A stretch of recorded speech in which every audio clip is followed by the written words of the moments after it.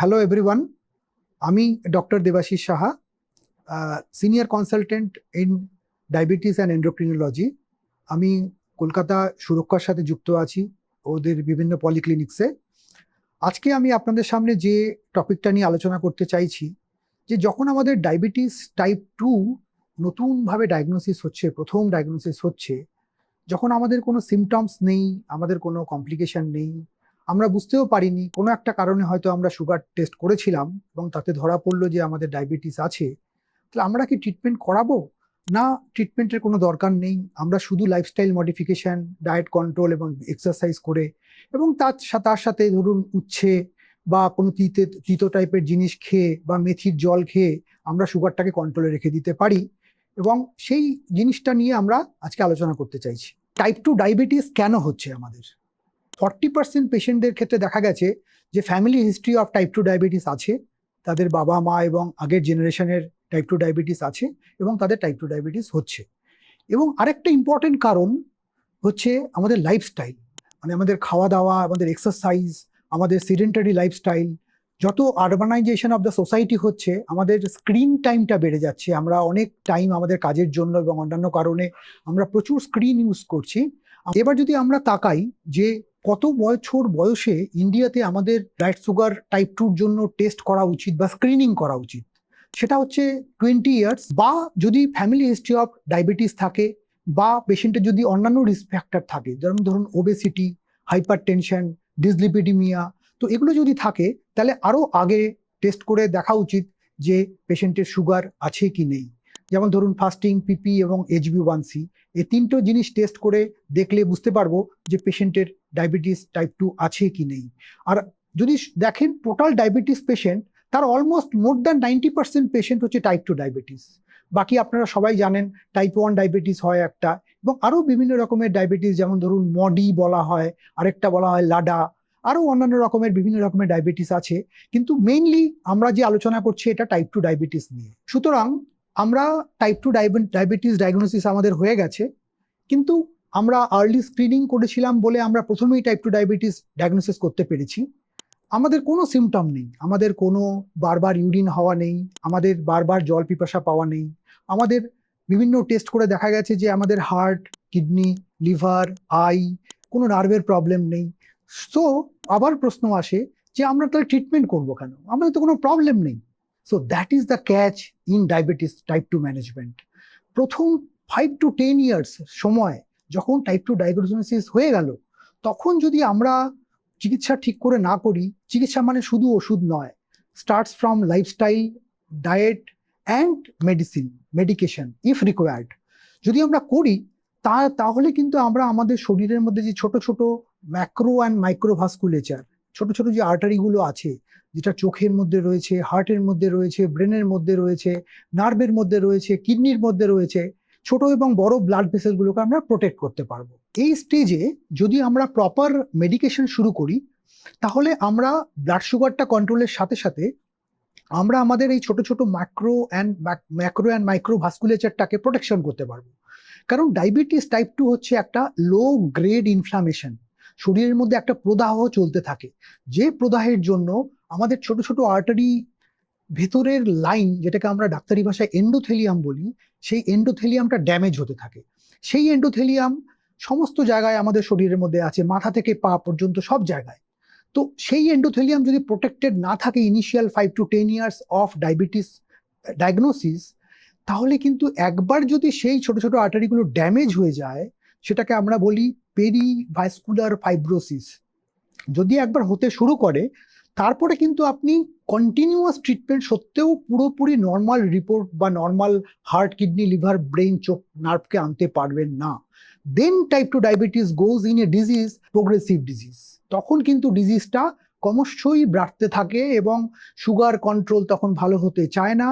তখন কিন্তু ইউরিনের মধ্যে প্রোটিন বেরোতে শুরু করে, আপনার চোখের সমস্যা, রেটিনোপ্যাথি ডেভেলপ করতে শুরু করে, কিডনির সমস্যা আসতে শুরু করে, নার্ভগুলো ড্যামেজ হতে থাকে, ছোট ছোট নার্ভগুলো মেনলি শুরু হয় পায়ের থেকে, তখন হাত পায়ে ঝিনঝিন করা বা জ্বালা হওয়া, এসব সিমটম শুরু হয়। অনেক সময় হাঁটতে গেলে যদি হার্টের কোনো সমস্যা হয়, হাঁটতে গেলে বুকে ব্যথা হচ্ছে বা শ্বাসকষ্ট হচ্ছে বা বুক ধরফর করছে বা মাথায় ঘুরছে, যেটাকে আমরা অনেক সময় বলি যে মাথাটা ঘুরে গেল হঠাৎ করে। তো এই ধরনের সিমটমস তখন আসতে শুরু করে। কিন্তু আর্লি যদি আমরা ট্রিটমেন্ট শুরু করি with diet, lifestyle modification, exercise and proper medication, then আমরা কিন্তু শুরু থেকে ডায়াবেটিস ডিজিজটাকে কমপ্লিকেশনের দিকে না যেতে গিয়ে অনলি একটা ডায়াবেটিস নিয়ে আমরা ফ্রেন্ডলি ভাবে ডায়াবেটিসের সাথে বেঁচে থাকতে পারি। যখন আমরা বুঝে নিলাম যে আমাদের লাইফস্টাইল মডিফিকেশনের সাথে সাথে ডায়েট এক্সারসাইজের সাথে সাথে আমাদের কিছু মেডিকেশনের দরকার, আমাদের লেটেস্ট গাইডলাইন্স যদি আমরা বিভিন্ন সারা বিশ্বের গাইডলাইন্স দেখি, ইনক্লুডিং আমাদের ভারতবর্ষের গাইডলাইন্স, তাহলে আমরা দেখতে পাবো যে মেডিকেশন আজকাল এমনভাবে করা উচিত, এমনভাবে ডক্টরদের আমাদের সেট করা উচিত যাতে আপনার অর্গানগুলো প্রোটেক্টেড থাকে। মানে হার্ট, কিডনি, লিভার, ব্রেন, চোখ, নার্ভ যাতে প্রোটেক্টেড থাকে। ইট ইজ নট অনলি যে আমরা জাস্ট সুগারের ফাস্টিং, পিপি, HbA1c কমাচ্ছি কিন্তু আমাদের অর্গানগুলো প্রোটেক্টেড নেই। সেই জন্য বিভিন্ন মেডিসিন আজকাল আমাদের অ্যাভেলেবেল আছে, এটা আমরা খুব লাকি। আজকে যদি আমরা 100 বছর আগের দিকে তাকাই, ধরুন 1920 সালে, তখন আমাদের ইনসুলিন আবিষ্কার হয়েছিল এবং তার আগে যাদের ডায়াবেটিস হতো এবং টাইপ 1 বিশেষ করে ডায়াবেটিস হতো, তাদের কোনো চিকিৎসা ছিল না। তারা 1 মাস থেকে 6 মাস বা ম্যাক্সিমাম 1 বছরের মধ্যে বিভিন্ন বাচ্চারা বেশিরভাগই আমাদের মানে মারা যেতেন। সো এই জিনিসটাকে আমরা কাটিয়ে উঠেছি আমাদের সায়েন্সের ডেভেলপমেন্টের জন্য। অ্যাট প্রেজেন্ট আমাদের কাছে এত সুন্দর রকমের বিভিন্ন রকমের মলিকুলস আছে, মেডিসিনস আছে, যেটা আমরা ডায়াবেটিসের বিভিন্ন প্যাথোফিজিওলজিক্যাল সাইটস, আমরা মেডিকেল সায়েন্সের ক্ষেত্রে আমরা বলি অমিনাস অক্টেট, মানে 8টা প্যাথোফিজিওলজিক্যাল কারণে ডায়াবেটিস হয়, এবং সেই ওষুধ দিয়ে সেই বিভিন্ন প্যাথোফিজিওলজিক্যাল সাইটগুলোকে যদি আমরা প্রপারলি ট্রিটমেন্ট করতে পারি, তাহলে আমাদের maximal benefit pi in respect of আমাদের অর্গান প্রোটেকশন। আজকের ডায়াবেটিস ট্রিটমেন্ট কিন্তু শুধু সুগার কন্ট্রোল নয়। ধরুন আপনি ডায়াবেটিস পেশেন্ট, আপনি ওষুধ খাচ্ছেন এবং আপনি 2 মাস 3 মাস পর সুগার চেক করছেন বা HbA1c হয়তো দেখছেন যে আপনার সুগার ভালো কন্ট্রোল আছে, আপনি ভাবছেন তাহলে আমি কেন ডক্টরের কাছে যাব বা দেখাবো।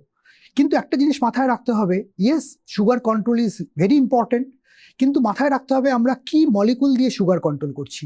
সেই মেডিসিন দিয়ে হাইপোগ্লাইসিমিয়া হচ্ছে না তো, সুগার ফল করছে না তো। কারণ এমনটাও হতে পারে আমাদের ফাস্টিং পিপি অনেক সময় ঠিক থাকছে, আমাদের HbA1cও হয়তো ঠিক আছে, কিন্তু ওষুধের জন্য বা আপনার লাইফস্টাইলের কারণে আপনি খাবার দাবার খেতে ভুলে যাচ্ছেন বা ঠিকমতো খাবার খাচ্ছেন না, তাতে সুগার ফল করছে।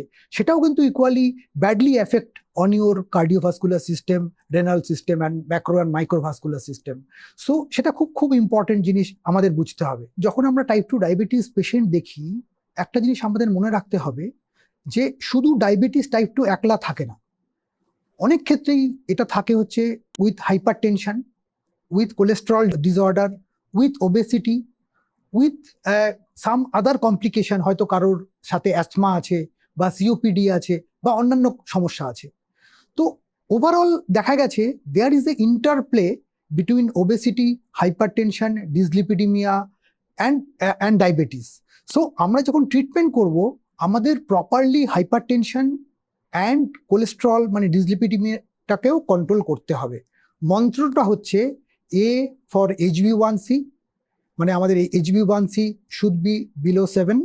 যদি নতুন ডায়াগনোসিস টাইপ 2 হয়, যদি পেশেন্টের এমন ওষুধ চলে যে ওষুধ দিয়ে সুগার ফল করে না, তাহলে HbA1cটাকে 6.5 বা ইভেন 6 এর কাছেও আনা যায়, তাতে কোনো অসুবিধা হবে না, কারণ আমরা এমন কোনো মেডিসিন খাচ্ছি না যেখানে সুগার ফল করতে পারে। যদি এমন মেডিসিন চলে আপনার ক্ষেত্রে, ধরুন কারোর ক্ষেত্রে ইনসুলিন চলছে বা সালফোনিল ইউরিয়া গ্রুপের ওষুধ চলছে বা গ্লিনাইডস গ্রুপের ওষুধ চলছে, যে ওষুধের সুগার ফল করতে পারে, সেক্ষেত্রে হয়তো আমরা HbA1c কন্ট্রোল অ্যারাউন্ড 7% করলেই যথেষ্ট। এটা হচ্ছে 1 নম্বর। 2 নম্বর হচ্ছে আমাদের ব্লাড প্রেশার কন্ট্রোল রাখতে হবে।